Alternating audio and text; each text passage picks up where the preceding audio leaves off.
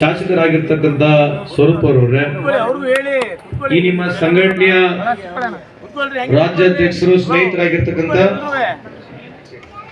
ಅಕ್ಷಯ್ ಅವರೇ, ಈ ಒಂದು ಸಮಾರಂಭದಲ್ಲಿ ಪಾಲ್ಗೊಂಡಿರ್ತಕ್ಕಂಥ ಈ ಸಂಘಟನೆಯ ಎಲ್ಲ ಪದಾಧಿಕಾರಿಗಳೇ, ಇಲ್ಲಿ ಸೇರಿರ್ತಕ್ಕಂಥ ಎಲ್ಲ ನನ್ನ ಆತ್ಮೀಯ ಹಿರಿಯರೇ, ಅಕ್ಕ ತಂಗಿದ್ರೆ, ಅಣ್ಣ ತಮ್ಮಂದಿರೇ ಹಾಗೂ ಸ್ನೇಹಿತ ಮಿತ್ರರೇ, ಪತ್ರಿಕಾ ಹಾಗೂ ಮಾಧ್ಯಮ ಸ್ನೇಹಿತರೆ, ಅಕ್ಷಯ್ ಅವರು 2-3 ವಿಚಾರಗಳನ್ನ ಹೇಳಿದ್ದಾರೆ. ನಾನು ಜಾಸ್ತಿ ಸಮಯ ತೊಗೊಳಕ್ ಹೋಗುದಿಲ್ಲ. ಹೊರಗುತ್ತಿಗೆ ನೌಕರು ಇಡೀ ಕರ್ನಾಟಕ ರಾಜ್ಯದಲ್ಲಿ ಸುಮಾರು ಲಕ್ಷಾಂತರ ಜನ ಇದ್ದಾರೆ. ಅವರೆಲ್ಲರಿಗೆ ಸೊಸೈಟಿ ಮುಖಾಂತರ ಯಾವ ಜಿಲ್ಲೆಯಲ್ಲಿ ಯಾವ ಇಲಾಖೆಯಿಂದ ಹೊರಗುತ್ತಿಗೆ ನೌಕರು ಮಾಡ್ತಾ ಇದ್ದಾರೆ, ಆ ಸೊಸೈಟಿನಲ್ಲಿ ನೀವು ರಿಜಿಸ್ಟರ್ ಆಗಬೇಕು. DC ನೇತೃತ್ವ ಇರ್ತಕ್ಕಂಥ ಸೊಸೈಟಿ ಮುಖಾಂತರ ಇನ್ನು ಮುಂದಗಡೆ ನಿಮಗೆ ನೇರವಾಗಿ ದುಡ್ಡು ಅಲ್ಲೇ ಪಾವತಿ ಆಗಬೇಕು. ನಿಮಗೆ ESI ಆಗಿರಲಿ, PF ಆಗಿರಲಿ, ಅಥವಾ ತಿಂಗಳಿಗೆ ನಿಮಗೆ ದುಡ್ಡು ಸಿಗ್ಬೇಕೆಂಬುದಕ್ಕೆ ಒಂದು ಸೊಸೈಟಿಯನ್ನು ಪ್ರಾರಂಭ ಮಾಡಿದ್ದೇವೆ. ಆಲ್ರೆಡಿ ಎಲ್ಲಾ ಜಿಲ್ಲೆಗಳಿಂದ ಸೊಸೈಟಿ ಪ್ರಾರಂಭ ಆಗಿ ರಾಜ್ಯ ಸರ್ಕಾರಕ್ಕೆ ಮೊನ್ನೆ ಸಚಿವ ಸಂಪುಟದಲ್ಲಿ ಕೂಡ ಬಂದಿತ್ತು. ಅದರಲ್ಲಿ ಸ್ವಲ್ಪ ಚರ್ಚೆ ಆಗ್ಲಿಕ್ಕೆ ಸನ್ಮಾನ್ಯ ಮುಖ್ಯಮಂತ್ರಿ ಅವರು ಒಂದು ಕ್ಯಾಬಿನೆಟ್ ಸಬ್ ಕಮಿಟಿ ಮಾಡಿದ್ದಾರೆ.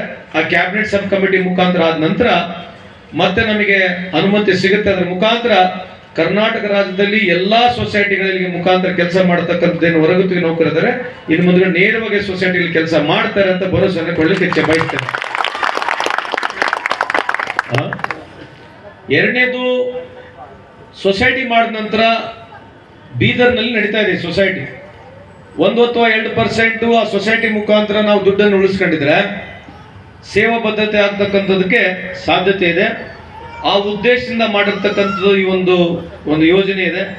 ಸ್ವಲ್ಪ ಸಹಕಾರ ಸಹನೆ ಇರಲಿ ಅಂತ ತಮ್ಮಲ್ಲಿ ಮನವಿ ಮಾಡಿಕೊಳ್ತೀನಿ. ಎರಡನೇದು, ನಿಮಗೆ ಮಾಹಿತಿ ಇಲ್ಲ, ನಾವು ಕನಿಷ್ಠ ವೇತನ 23,000 ರೂಪಾಯಿ ಆಗ್ಬೇಕಂತ ಹೇಳಿ ಆಲ್ರೆಡಿ ಅಧಿಸೂಚನೆ ಕೂಡ ಹೊರಸಾಗಿದೆ. ಗೊತ್ತಿದ್ದಂಗಿಲ್ಲ ಇರ್ಲಿ, ಅದು ನಮಗೆ 49,000 ವಿರುದ್ಧವಾಗಿ ಅರ್ಜಿ ಬಂದಿದ್ದಾವೆ. ಎಷ್ಟು ಬಂದಿದ್ದಾವೆ? ಸೊ ನನ್ನ ಮೇಲೆ ಕೂಡ ಒತ್ತಡ ಅಷ್ಟೇ ಇದೆ. ನಾನೇನು ನಿಮ್ಮ ಪರವಾಗಿ ಹೋರಾಟ ಮಾಡ್ತಾ ಇದ್ದೀನಿ, ಅಷ್ಟೇ ಒತ್ತಡ ಇದೆ.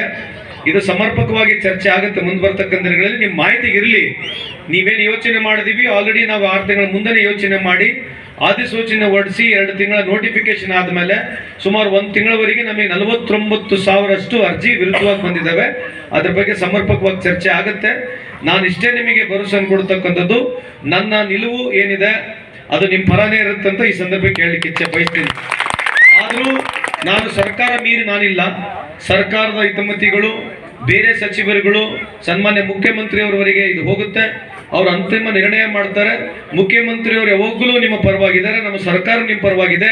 ಸ್ವಲ್ಪ ತಮ್ಮ ಗಮನಕ್ಕಿರಲಿ ಅಂತ ಈ ಸಂದರ್ಭದಲ್ಲಿ ಹೇಳಿ, ಇವತ್ತು ಅಕ್ಷಯ್ ಅವರು ಏನು ನೀವು ಪ್ರಾರಂಭ ಮಾಡಿದ್ದೀರಿ, ನೀವು ಯಾವುದೇ ಸಂದರ್ಭದಲ್ಲಿ ನಾನು ಬೆಂಗಳೂರಿನಲ್ಲಿದ್ದಾಗ ನೀವು ಬನ್ನಿ, ನಿಮಗೆ ಎಲ್ಲಿ ದುಡ್ಡು ಸಿಕ್ಕಿಲ್ಲ ಅಥವಾ ಎಲ್ಲಿ ನಿಮಗೆ ಈ ರೀತಿಯ ಪೇಮೆಂಟ್ ಆಗಿಲ್ಲ ಅಂತಕ್ಕಂಥದ್ದು ತೊಂದರೆಗಳಿದ್ದಂಥ ಸಂದರ್ಭದಲ್ಲಿ ನಾವು ನಮ್ಮ ಇಲಾಖೆಯವರು, ನಮ್ಮ ಕಮಿಷನರ್ ಅವರು ನಿಮ್ಮ ಜೊತೆ ಇರ್ತೀವಿ, ಕೆಲಸನ ಮಾಡ್ತೀವಿ ಅಂತ ಈ ಸಂದರ್ಭಕ್ಕೆ ಕೇಳಲಿಕ್ಕೆ ಇಚ್ಛೆ ಬಯಸ್ತೇನೆ. 1.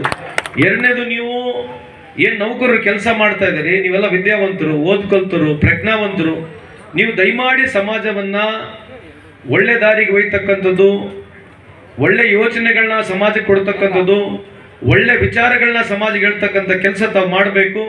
ಯಾಕಂದ್ರೆ ಸಮಾಜ ಕಟ್ಟಬೇಕು, ರಾಜ್ಯ ಕಟ್ಟಬೇಕು, ರಾಷ್ಟ್ರ ಕಟ್ಟಬೇಕಾಗಿದ್ರೆ ನಿಮ್ದು ಕೂಡ ಅಷ್ಟೇ ದೊಡ್ಡ ಜವಾಬ್ದಾರಿ ಇದೆ ಅಂತ ಈ ಸಂದರ್ಭದಲ್ಲಿ ಹೇಳಿ, ನಿಮ್ಮೆಲ್ಲರ ಆಶೀರ್ವಾದ ಇರಲಿ. ನಾವು ನಮ್ಮ ಸರ್ಕಾರ ಪ್ರಾಮಾಣಿಕವಾಗಿ ನಿಮ್ಮ ಪರ ಇದೀವಿ ಅಂತ ಈ ಸಂದರ್ಭದಲ್ಲಿ 2 ಮಾತನ್ನು ಮುಗಿಸ್ತೇನೆ. ನಮಸ್ಕಾರ.